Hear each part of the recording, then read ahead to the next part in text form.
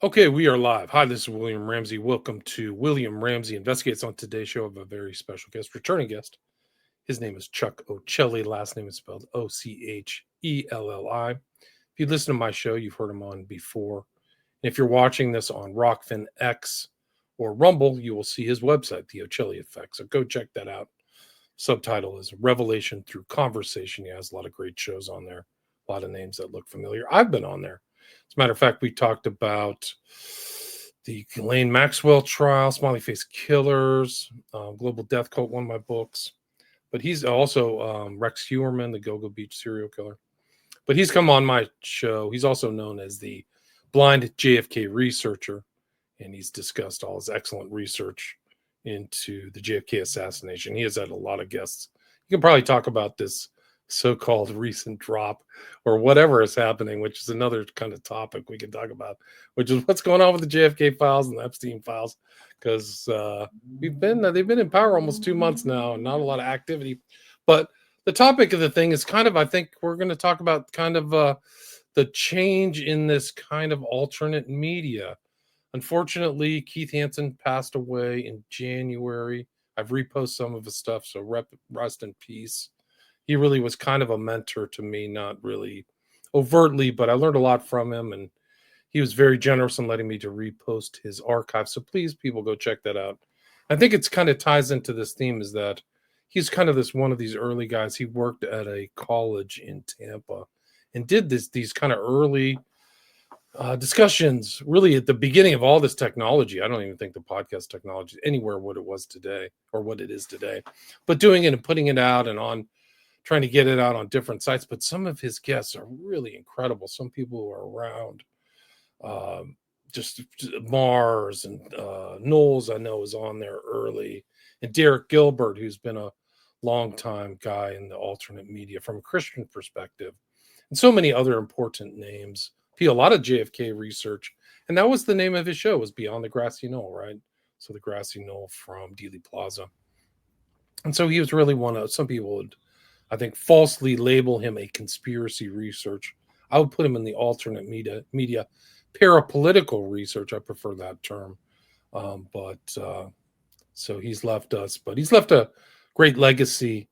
And it's kind of like this is kind of, there was this kind of like ragtag mentality. It used to be in the alternate media that's really changed with all the money and all these kind of new people.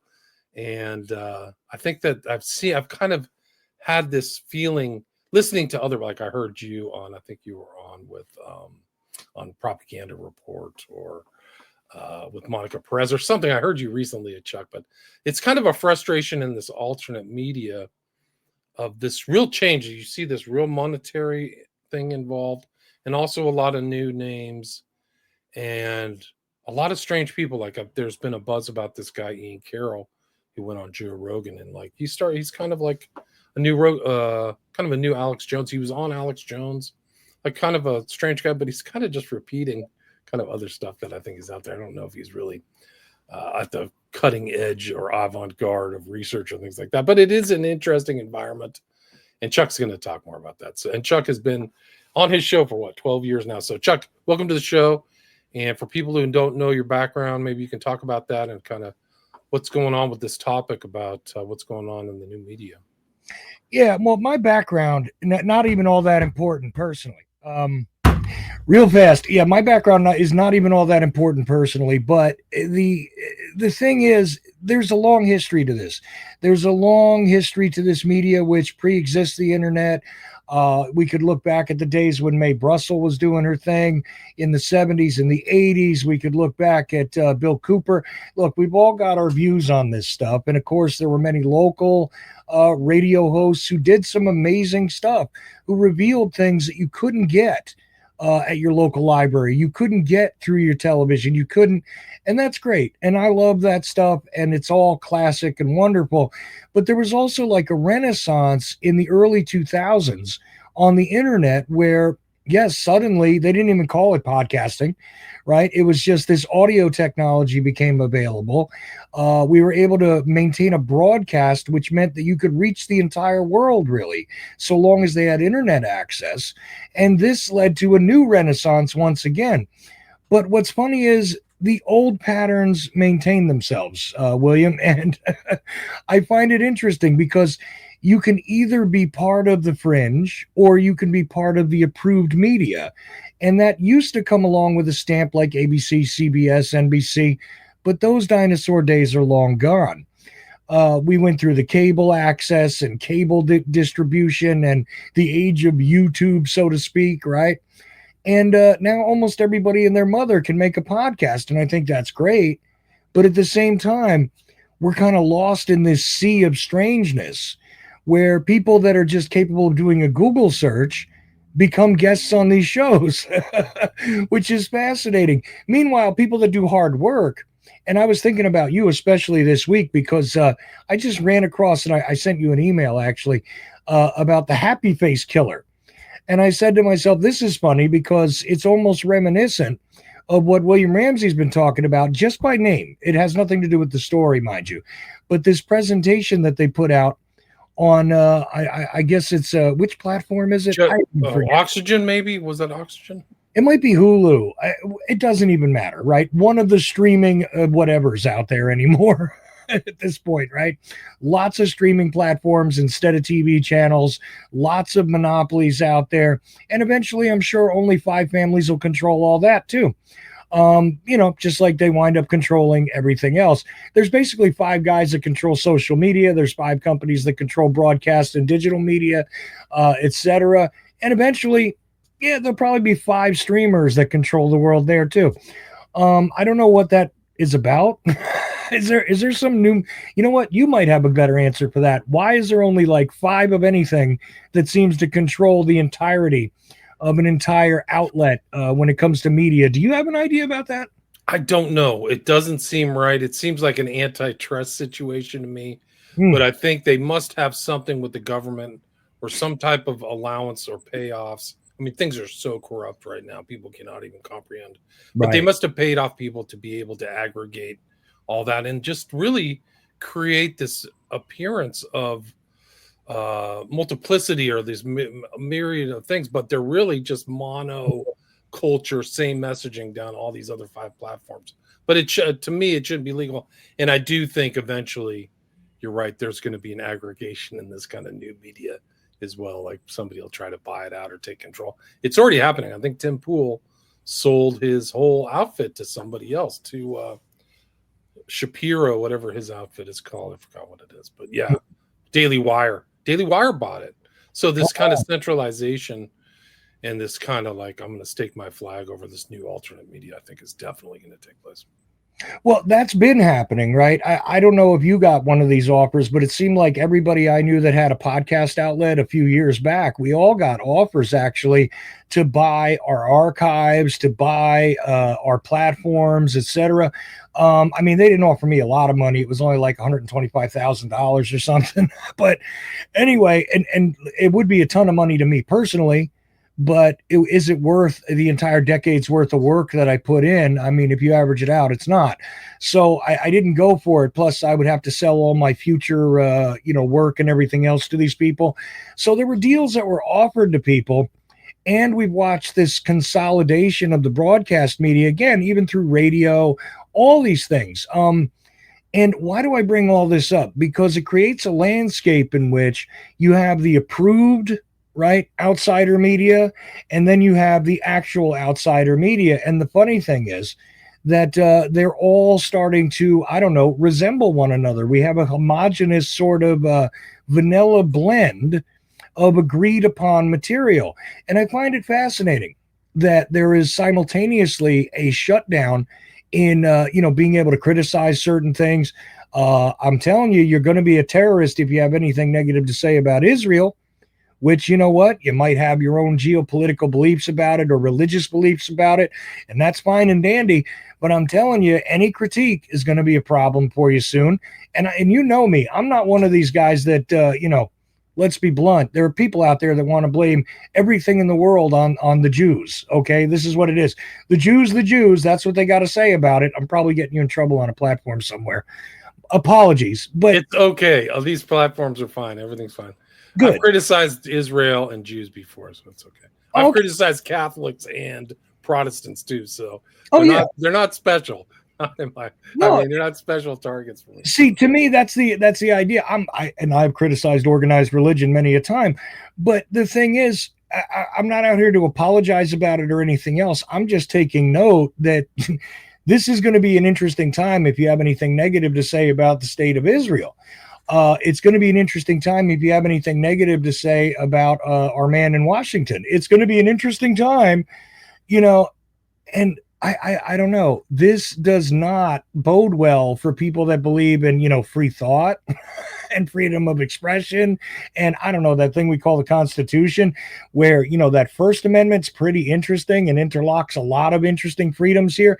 I mean, if you destroy the freedom of the press by co-opting it and turning it into a homogenous, wasteland of disinformation, I mean, what's left? Well, people's personal expressions, if they're all controlled by the digital, control grid, which is, owned by, again, those 5 billionaires or so that seem to control all the social media platforms. Nobody knows how to write a letter anymore. So what's left? We're going to email each other with real information? I mean, is that all that's going to be permitted? I don't know. These are my free-flowing thoughts at this point, William. And I know it probably sounds a little crazy and a little like tinfoil hat-ish, but I can't help it. I see what I see, and maybe it's just my human being side of me, seeing pattern recognition here. But what are your thoughts on it? I really want to know. I think it's interesting because we've had obviously a change in administrations, and this new administration has given a lot of talk to free speech. You had Vance kind of scolding the EU about, breakdown of speech, and it's definitely happening in Britain. Like, you can't post anything. Somebody will show up on your, doorstep to arrest you. You can't talk about the rape gangs and things like that. But I do think it's interesting here because I think people moved off, like you said, these big things. Like the censorship was super intense for me. Like I have my YouTube channel taken down like 3 or 4 times, one I won't get back. So people went to these other kind of platforms, and even then it's kind of like there's pressure. Substack and Rumble, and X is kind of more free, but some people are complaining about that, or Twitter. But I do think it's an interesting in how these movements often to these other things were against that great word, homogenous kind of milk toast news reading that used to be. People are sick of that. They don't like it. So I think there'll always be a place for shows like yours and mine, or people like you and me kind of trying to parse through things. And it may just be that there's just certain subjects that are lightning rods. Israel, the shot, the whole COVID event. Those were 2 no-go things, at least during the Biden administration, but it's still happening in the new environment. And I think that there isn't that, I mean, this new kind of era of transparency hasn't realized itself in the last 2 months, especially with this incredibly lame kind of Epstein rollout, which happened at the White House. Like, what are your thoughts on that? I would have thought it was baffling and shocking at the same time. Yeah, I'm cracking up because, initially when the executive order came out, obviously I'm known for the JFK stuff a lot, and people approached me right away. And I do mean people from online to the guy who delivers stuff to my house, because obviously I'm not allowed to go to a store anymore. I got to have things delivered, and I got bad eyesight, so I don't drive. It's kind of a thing. But anyway, the guy who delivers stuff to my house even knows I'm a JFK guy, right? And he turns around and says to me, "Aren't you glad Trump did all this stuff already?" And it had just been 2 days after the executive order was released. What's hilarious to me is that the sweeping declaration has people convinced that something has happened.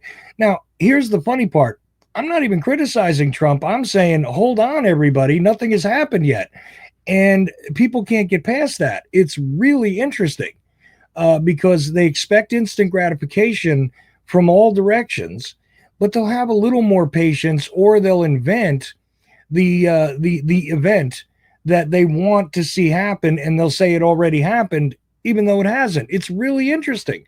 Trump already did this. No, he didn't. He put out the executive order. I read it. Did you? And that's the conversation I keep having to have.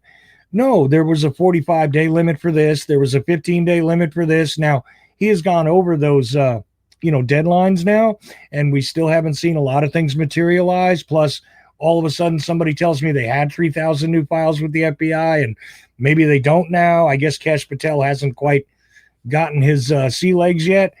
Let's see what happens, is what I say. And I'm not even a fan of Trump because there could be a lot of revelation here. There could be a lot of stuff. But then again, maybe we'll just get another fizzle because past two administrations, and one of them was a guy named Trump. In 2017, he could have done nothing and let a whole bunch of stuff that was already vetted in the 1990s be released by the Assassination Records Review Board, right? So Trump kicked the can down the road. And the Biden administration tried to take the can away and hide it on us, and say, no, there's no can to see here. That's what they did with the JFK file stuff so far. The Epstein thing is even worse, though, because from what I can tell, I mean, I hate to agree with a whole lot of other people, but, I like being the contrarian who's got that rare piece of information. But I got to say, it looks like a whole lot of nothing got released on the Epstein thing. And, being somebody who's somewhat read into it, I got to say that's really disappointing from the people who are supposed to be transparent. But then again, maybe we need to stay tuned there as well, because that was only phase one, right? I mean, I don't know. I'm trying to keep an open mind as we're getting exactly what Steve Bannon said we would get, which is the zone completely flooded with information, with brand new outrage, with brand new sweeping declarations so continuously that we would not have time to think. Now, he said the media wouldn't have time to catch up. But if the media can't catch up and the people can't catch up, what do we got? French fries and no ketchup. Here we are, and yes, I'm being a little bit facetious and I'm being a little bit sarcastic, but what else am I supposed to do in an atmosphere where, again, you can't keep track of the different declarations and what has and hasn't happened as we go here? Yeah, I think he flooded the zone pretty well. I think Trump followed that advice. What do you think of that? I think it's incredible. I think that they haven't brought it out. Like did you read the presidential directive, right? But apparently that JFK said you can release it at your leisure or something. Like there wasn't a time frame on it. It just said release what you got if you can. Like I heard that there was a carve out in it. So that's very suspicious to me. And all that stuff like this, like fanfare, like I think you're right, flooding the zone. But the fanfare around the Epstein files was built up in the alternate, at least I only read the alternate media. It was built up to a crescendo and then it was just a big splat. Like I'm familiar with the Epstein files. I read all that stuff back in 2018. Like I read Giuffre's autobiography. I know all the people she said she slept with, including Mitchell, which is a whole nother story. But like all those documents were already out. There was an unblanked out copy of the black book that they blacked out for this folder. So people who know this know they're being bamboozled. Like I knew I felt bamboozled, but something more profound is happening there in that alternate media because those were all people in the alternate media. I think that there's some questionable intel stuff going on that the White House may not key into. If they do, it's even darker. But I think there was an element of that rollout that was coercive to those media people. So the libs of TikTok, DC Drano, House and Habit, I think they were given privileged access. Look, you can come to the White House. We have this special chairs, the comfy chair, and this cute binder. And now you're going to go tell it to all your followers that you have this huge thing. So like they're literally walking out of the White House with this binder showing it off and really giddy and smiling. It was trash. So either they got played and they didn't admit it, but they're also giving access. And maybe that's the real kind of sub rosa intent by the White House is you're going to get access and we're going to give out all this chicken feed for the next 4 years. And you're going to go along with it.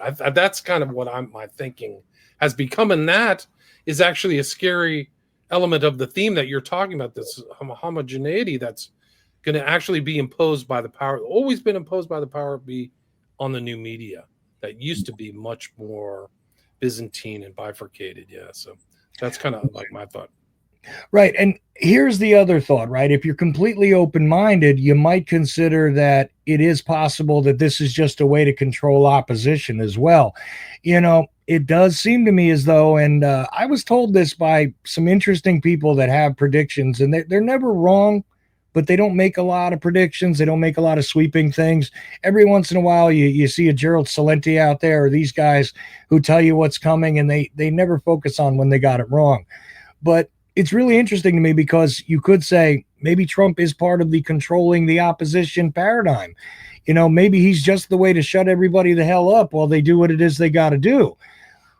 I'm saying it's very weird to me that a whole lot of people who are patriots, who believe that, we should not be controlled by the technocracy, are welcoming in the technocracy, are only accepting the approved media now, are going along with what is the establishment. I mean, you got to accept that if he's got the presidency and his party controls both houses and all these things are going on, and just wait, the storm is gathering. If you're trusting the plan, it looks like, I don't know, not a lot's being delivered for you, unless you're really happy with the cuts in, government jobs. I mean, if that's something that makes you happy, great. I can see where it would. He's supposedly going to go. Oh, did he launch that rocket to go get the astronauts? Do you know if that happened? I missed that story. Did it happen? I don't know. Did it? Is that rhetorical? Because I don't know. No, but you see what I'm doing is that it's like every few minutes I'm like that cartoon dog, Squirrel. I can't even keep track of the flooded zone. But at the same time, I know that we haven't gotten a lot delivered yet. Now, again, some people would say that you need to be patient. Things are changing rapidly. But I also don't trust Elon Musk. Right? I don't know why anybody does.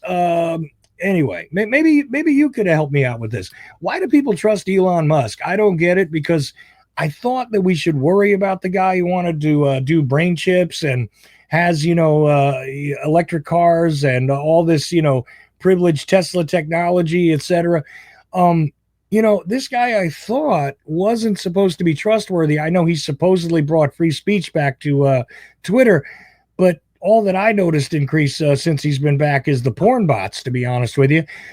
They rapidly increased. I can't get through a day without, some little girlie trying to convince me that I need to go check out her private camera shows on Twitter X at all.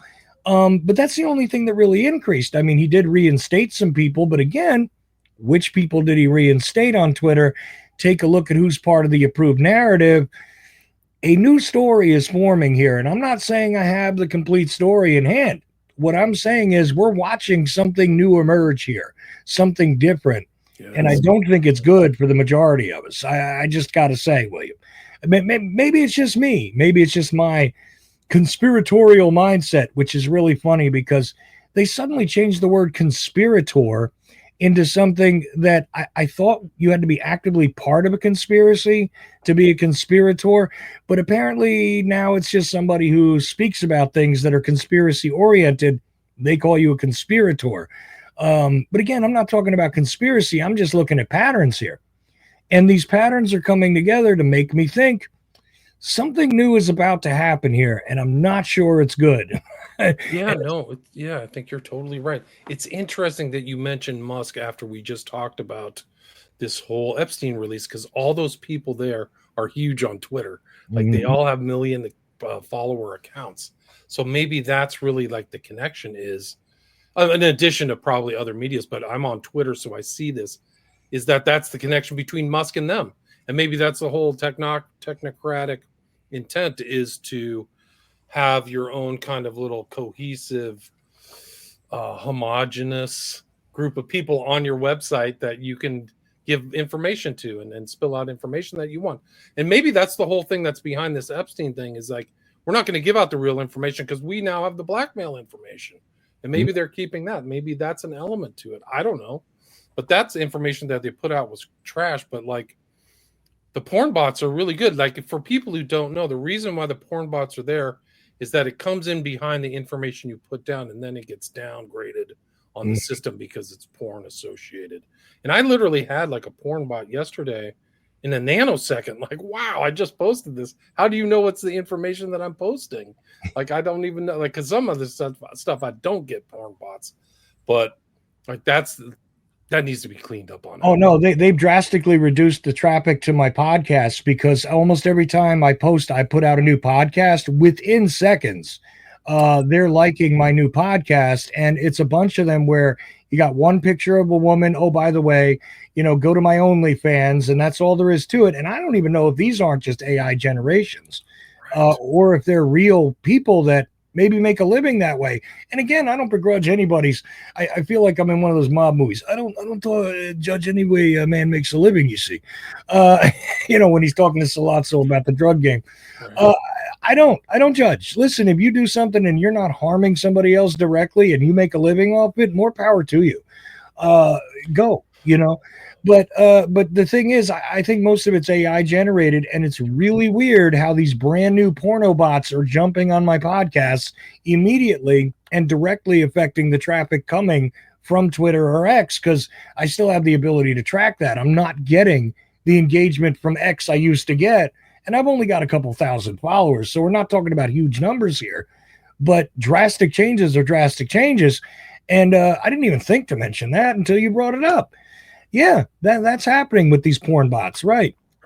They're AI. I think they're AI generated, and they're integrated into the system. So it kind of makes you wonder more about Elon Musk. Like, what's going on here? Who's behind all this stuff? We know before he bought it, the FBI was just full redolent with like state actors. I don't even call it the deep state anymore because it's so readily apparent. Like, you think it's that deep? Because that's all I see is like these malevolent actors from our government who we're paying taxes to and then getting lied to. Like, whoa, we're subsidizing The View for $6 million a year, like for this garbage. Somebody said, like, we're paying. A funny comment on X today was like, after they said $6 million The View, somebody wrote, so we're paying for our own torture.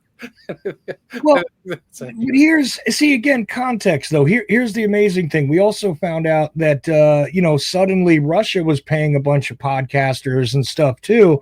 And if you take notice of a bunch of people that disappeared, I know I'm not supposed to believe anything about Russia, right? But the thing is, I believe in a lot of these larger state entities buying influence across the internet where they feel it's appropriate. Of course they're going to. They're going to buy their influence in media wherever it's available, and to the highest bidder it will go. So sure, I believe that somebody got paid $125,000 in rubles and didn't even question it. Yeah, gee, I didn't know that my podcast would be worth that much money, but it is. These guys get these amounts of money. You saw those stories a few months ago. I know they've disappeared now. But I also found it interesting, a couple of media outlets that disappeared right around that same time and rebranded themselves and all that. Are you willing to name names? Which ones? No, not right now. I'd rather people went and looked and decided for yourself. I want you to go look if you can. At around the same time all those Russian stories came out, there was a few media outlets that were in the alt world that suddenly rebranded, disappeared, and retired. And you should look at that. And also look at the fact that I'm not just blaming Russia or taking a look at the US or the DNC buying influence. I'm telling you, this is done all over the map. And indeed, they're going to invest their money where they think it's best spent. So, do I believe Russia buys influence in the alt media? Yep. Do I believe Americans buy influence in all sorts of, or the American state, I should say, not Americans, because you and I don't get a chance to, put in a bid. But the thing is that does our state get to do that? Sure they do. And anybody with a significant amount of wealth who wants to purchase influence is doing that. It's just like when people say, well, you honestly believe that the Russians wanted to influence our elections?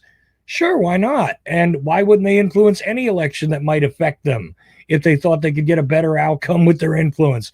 And every state, again, you think the Chinese are not doing this nice and quietly everywhere we go? Come on, let's be real. Who owns who instead of who made who is the biggest question here anymore.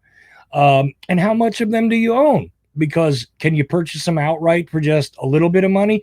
Does it cost, $1 billion like you were telling me? And it's true. Joe Rogan has the $250 million a year or whatever. And poor Howard Stern only gets 125. I think. I haven't checked in a while. And maybe he's canceled now. I don't know. It's hard to keep track. But the point is that do I believe it? Sure. And do I also believe that billionaires are minted overnight in order to secure influence when you think it's an optimal time to buy in? Yes, I do. And we're watching it happen in real time. Now, do we know everybody's entire income? No, but we do know this. And I found this funny when I tried to tweet back at Elon Musk on X when he said, "Gee, how does Elizabeth Warren have millions of dollars after only getting this much of a salary for so many years?" And I said, "Well, get back to me when you ask about 500 of those questions, because there's about 500 people in DC that seem to have gone in for, a pretty decent paycheck, but they're earning enough that they walk out of that job with not only a great pension and, of course, whatever it is, they could grift and graft and gifts they got throughout the years, but they also walk out multimillionaires, or in some cases close to billionaires themselves, their families, their spouses, their kids, and they enrich a whole lot of people by being the representative from wherever. And I can't find a situation where if they stay in office for a little bit, whether it's the House or the Senate, that this doesn't apply. By the way, have you seen anybody not come out of there as a multimillionaire? No. I've seen people get kicked out early. There was that one guy in the wheelchair. I forgot his name. I think he's in your neck of the woods. But he said something about orgies and cocaine, and his own party primaried him out of like the Republic. I forgot his name. Hawthorne, or do you remember that guy? Yeah, there was another guy out in California. Same thing happened to him. He started asking a lot of questions, and he was out in 2 years. And the money they get they get like 90% of their pay until they pass away. Mm-hmm. Like, it's just off the charts the kind of money they make over time. So nobody complains. Like, okay, well, I'm out, but I'm picking up $150,000 a year to pick my nose. Like, it's crazy. But yeah, I think they're all looting us through their family members. Mm-hmm. And I haven't come across anybody in Congress who isn't funneling money or wealth or some type of thing through either their wife or son or daughter or something. That's the default. That means they're all doing it. Yeah, it doesn't matter, by the way, which, because they go, oh, no, the Democrats. Oh, no, listen, Bernie Sanders is doing just fine. Okay, the champion of the poor is doing just fine. He's got plenty of millions of dollars to go, and he's not even done yet. I don't know how long he'll live afterwards. The guy's pretty old. I found the one. He has better camouflage, Chuck. We should have done that ourselves.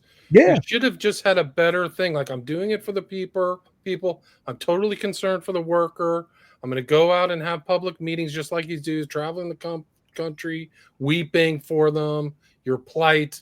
And then you can take as much money from defense and big pharma as you can, and then defend big pharma in public meetings. Like, oh, this whole, shot schedule is absolutely correct. Whoa. He's you got to appreciate the game.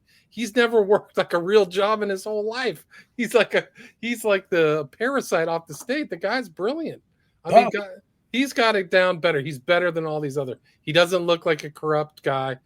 Granted, to me, he's one of the biggest parasites that's ever lived in this country. No question. And he says a lot of good things. Like, I like a lot of what he says until we get into vaccinations and nonsense like that. I like a lot of what he says, about wealth disparity, but that's the ironic part about it, right? He's perfectly cloaked. So let's go away from him and just take a look at Mitch McConnell. How well do you think he's going to do going into retirement? I bet you he'll be fine. He's not going to have to worry about any glitches in his bank account for sure. Okay. Just check out his wife, Chow, I think her name is. That's where the money's going through. She's probably running the office, in my opinion. Yeah. Because he's not doing well. You know what? Could very well be. I mean, who the hell was running Joe Biden for the last 2 years of his administration? I don't know, but I don't think it was him. Just saying, I swing at both sides. So, anybody who's going to be mad at me or he's an anti-Trump guy or what, I can't stand any of this stuff. I think we have way too much of it already, and we need to reduce it. And that's why I almost want to side with this Doge nonsense, except one problem. The people that are doing this are not people that we elected or selected. They're not people that we even pretended to elect.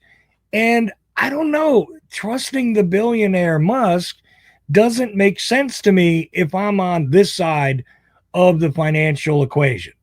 I don't know why that is. Maybe it's just me and my old prejudices, but I got to say, I thought a few years ago we were concerned about the technocracy rising. I thought people were worried about robots taking over our jobs. AI is okay, though. Isn't one pretty much the same as the other, except one has a physical form and actually becomes a little... Anyway, Is Skynet online? I'm not sure, but something is. And again, I'm just saying the overall willingness to believe that all of this is okay because my side won this time leads me to believe in the one party problem. I believe we're dealing with a uniparty here that play their roles, much like a wrestling match. And again, the late night host cracked me up. Like the one guy who commented on Social Security recently and said, I don't believe for a second we got 200-year-old people on Social Security because if they were 200 years old, they wouldn't need Social Security. They'd still be in Congress. True. But also Jon Stewart, going out and saying, look at the heel turn from John Cena. This is what's going on in politics. Now, he made the right analogy. I don't know if he made the right analogy about the right situation. But this is what we have at this point. Here's your good guy. Here's your bad guy. At the end of the day, the same people are going to benefit. But you, the crowd out there, the ticket paying public, you have the right to root for whichever guy you think you want to root for. But at the end of the day, one corporation pays them. At the end of the day, one entertainment group actually benefits. Oh, wait a minute. That sounds like what I was talking about earlier. We have a WWE reality. So it makes perfect sense that we should have some of them in the administration. I bet you if Vince McMahon wasn't so toxic socially right now, he'd be in there too. And I don't blame any of them, actually, because this is apparently what everybody wanted. But I find myself a little confused, William. Again, maybe it's just me. What do you think? I think it's just crazy. I think it really is the uniparty. I think their interest is to perpetuate the system as is. They don't care about spending bankruptcy because they're all at the trough and they all made tons of money. Yep. And I think that's really it. So maybe like you said, WWE, they're just, it's all sound and fury, flooding the zone with the enemy, right? The Democrats are bad. The Republicans are bad. Big orange man bad, but they're just got their hands on the take and looting the system. So, and through NGOs, that's another good laundering system too. Is everybody starts their NGO and then gets from the funding bills go straight to their family as NGO or nonprofit or something. Incredible stuff. But how could you root for the Undertaker? Don't you know Kane is the rightful brother? I mean, I'm going back out because I'm not up on wrestling anymore. I can't stand to watch it anymore. But I'm almost feeling like I should because it really does tell us what's going to happen next. If you take a look at the different turns, the face versus the heel, and this is what we get. You gotta believe in this because, and they used to do this with a guy named Sergeant Slaughter, by the way. Again, going back to my childhood, where for some reason or other you were chanting USA, USA to a guy who never even served in the military. You know what I mean? Who was wearing a drill sergeant thing, and that's an order, and it's great to pretend. Okay, but at the end of the day, we're all suffering down here. I don't see my prices changing. I don't see my world changing. And oh, by the way, the Democrats were telling us how great the economy was doing. Now the Republicans are telling us how great the economy's doing. I need to ask you, William, how great is your economy doing? Has anything changed for you? Because I don't know, past couple of years, all I see is a downward trend in my, quality of life and an upward trend in my cost of living. And yet they keep telling me how much greater it's getting every time one of them changes places. Are you seeing that or am I absolutely not? I just paid $10 for a carton of eggs. I literally look at the eggs in my refrigerator and I do a cost benefit analysis whether I'm going to eat an egg or not. Which never happened. That used to be my cheap go-to, right? Like, oh, I can make myself an egg sandwich for $1 or something. Now it's like each one of my eggs is $1. So I'd say no. And inflation, and I mean, there's just massive. There's billions of dollars stolen. I am so glad I was not drinking something when you said I'm doing a cost benefit analysis on the eggs, because you know what? You just voiced a private thought that I did not want to voice on my show or yours. And I'm doing exactly the same thing. If I go to the refrigerator before I open it, I think about the cost of what I'm about to pull out now. Anytime. And I go, am I really hungry or should I, you know what? I can wait. Me too. Maybe it's a good weight loss thing. So maybe this kind of, privation is actually going to be an upside. I'll drop 10 or 20 pounds. Like I've literally gone in like, do I want to go to the store and get another $100 bill, or should I eat some leftovers or just not eat? I've literally walked away. I just said, I'm just not going to eat anything. Yeah. So I guess that's what it's like. But yeah, I don't see any real benefit for me or anything. I mean, I live in California. Everything's super expensive here. And nobody who comes to California stays, by the way. They all leave. So only the people in California who've had this kind of tyrannical economic system grow up around them stay because they're used to it. But nobody moves here from like Minnesota or Florida and stays. They all leave because I've been here for 20 years. So I've seen it happen over and over. So here, I mean, it's just run by a total idiot and nincompoop. I forgot you were in California. Let me ask you a deep question here, because Gavin Newsom, you want to bring all this stuff together. Gavin Newsom has a podcast now. Right. Bannon was on it, his second guest, right? Well, he's bringing but you see, he's bringing everybody together. It's so funny to me, because this guy is supposed to be the evil villain of the left wing, and yet he's bringing all the right wing evil villain. It's like, is this the Legion of Doom now? Kirk and Bannon are his two first guests, two guys from the right. What's he doing? And why isn't he doing his job? Like literally the whole state is going down the tubes. Crime is out of control. They had a fire that $250 billion in losses that there's not like, we should have like a commission to figure out what went bad so it doesn't happen again. That hasn't happened. Karen Bass, who's the mayor of LA, has a recall, and she hasn't acknowledged any fault. She has never said they're sorry either. And those people are not going to get their houses back. I mean, it was beautiful up there. A lot of people may not know that part of LA, Pacific Palisades. They don't know it because they keep it quiet, but it's actually nicer than Beverly Hills. It's right by the ocean in the kind of Malibu area. But those people are screwed. They would probably pay $5 million to anybody to have all their belongings back. They just don't even care about their house, but like everything's gone. All the keepsakes and all the valuables and all that stuff is gone due to incompetence and stupidity and negligence by political leaders. So it's a disaster. California, at least in these urban areas, is a disaster. It's a fourth world. I mean, some of these places are dumb. I grew up in San Francisco and they've destroyed the city, the left. So I have like a real visceral derision and disgust. I don't hate them. They're so evil and pathetic. Like I just view them with like revulsion. Like, how could you do this? Like, they don't believe in basic civilization. Like, you don't believe in having like nice streets with cafes where people are outside relaxing, walking safe, where mom can walk with her child and get from their house to the park. They don't believe in any of that. They don't believe in just basics. Like, that's incredible because they've let it all go. And there's junkies on the streets and needles and, it's not even funny. Like, it's just like, it's a fourth world and what they've done to a great city, a world-class city. See, but again, it's not even and everybody wants to blame the junkies. I got to tell you, it's not the junkies' fault. You know what? You're going to go where you're going to go.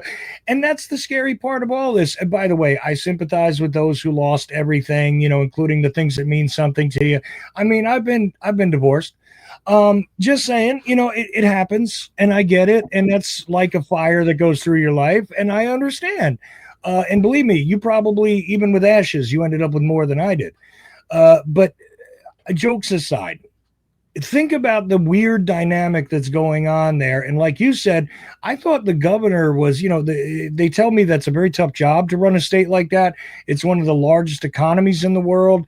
There must be a lot of things to do. And this guy has the time to do what I do on the side. Okay. Right. I don't know. Make it make sense. Make it make sense. I would love to. I mean, the whole city, it's like a running joke, this whole speed train that they've had where they've wasted billions of dollars. There's like $100 billion missing. And they have this one bridge in the center part of the state with no roads to it. Like, it's off the charts. Like, it's funny. And nothing gets done because it's become a one-party state. So you don't have any inquiries, commissions, no legal stuff. It's happening at the federal level, thank God. But there's like massive criminality. Where'd all that money go? And there's other smaller things that have happened. Like, you'll see work sites in California where like the pylons are up, the trucks are there and nobody's working, and it'll be like that for months. So like it has all of the elements of like a work zone when you can't find any workers. You go by every day, you don't know where the workers are. So it's just tons of money are being siphoned off right in front of your face. And nobody does anything. Nobody complains. It's just like people have given up hope. It's crazy. I appreciate it. Hey, do you think you'll put this out by tomorrow or no? I'm putting it out right now. We're live. So live. Okay. we're live on Rockfin, X, and Rumble right now. Excellent. And then once we're done, I'll hit the end button and I'll put the audio up and I'll send you a copy so you can put it up if you like to put it up. Great. I'll put it up on William Ramsey Investigates. Well, I usually don't wait. I don't like to wait because I lose episodes. Like I've tried to track down interviews that I've done a month ago. Like, why aren't you putting this up? So I just shoot it out right away. So you're better off. Get it done. Just get it out of the way. And I know that problem. I lost a couple episodes recently too, and I don't know where they went. But anyway, thankfully they weren't with, I take extra time when I interview somebody to make sure I get it out there because I care about what it is they're promoting. And this is the only thing I want to promote, actually. Tomorrow night, I take phone calls on every Friday night. I take phone calls from 8 to 10 p.m. Eastern. I'm live on my stream at Ochelli.com, free radio apps, all that stuff. Please call in and give me new ideas. This is what I'm looking to do. Get new ideas about what to do with the platform. I'm looking for new hosts. I'm looking for new concepts. I want to fill this gigantic gap where people are not getting what it is they would like to get from their media outlets, because I hear complaints and I don't see anybody offering a solution. Meanwhile, everybody and their mother, as I said, has access to make a podcast, can make a broadcast, can go up on Twitter, can go up on Facebook Live, can do whatever it is they want to do, and yet nobody is presenting the solution. So I say, let's come together and come up with some solutions. What do you want to see done? I'm willing to produce it, work with other people. Let's go. Let's do the different thing.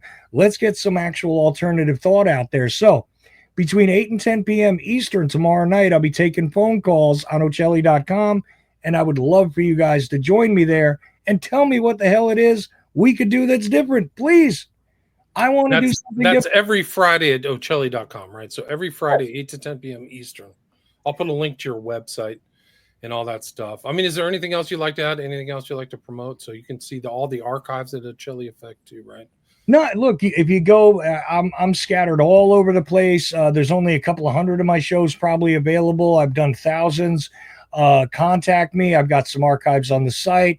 Whatever you want, you can find me somewhere. You won't find too much of me on YouTube, though, because they took away all those channels, and now I have one channel under my full name, and somehow I had to sign in with to StreamYard with you with my YouTube channel. I don't know why. No, it's new. It's lame. It's a new thing, right?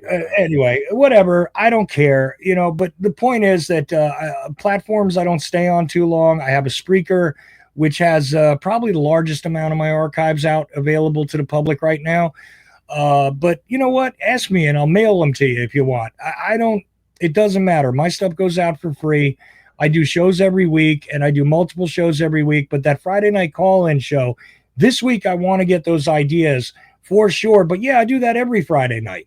Myself and my co-host, he calls himself B. Pete, and we do it every Friday. And him and I have different political and social views for sure. But I want to hear from you guys. Call me. Tell me what's going on. Let me know what you think. And yeah, that's about all I got to say there. I'm basically done. Okay, good. Other questions, but I don't even want to promote. I'm just having a good time talking to you and picking your brain a little because you've been at this a while, and I want to know what all we can do that's different here. I really do. Let's do something. I don't know. I think that there's newer opportunities for like doing smaller bits to disperse things easier to stream to other sites. So I found like streaming to multiple sites for me has worked. But there's a lot. I mean, it's kind of like you're at a new horizon too with AI and all this other stuff. It's kind of a new step, but the value of your archives is incredible. Like my archives, people are still going through my archives. They're going through Keith Hansen's or Visigoth's archives, which are over at 800. I think he had even more shows than that.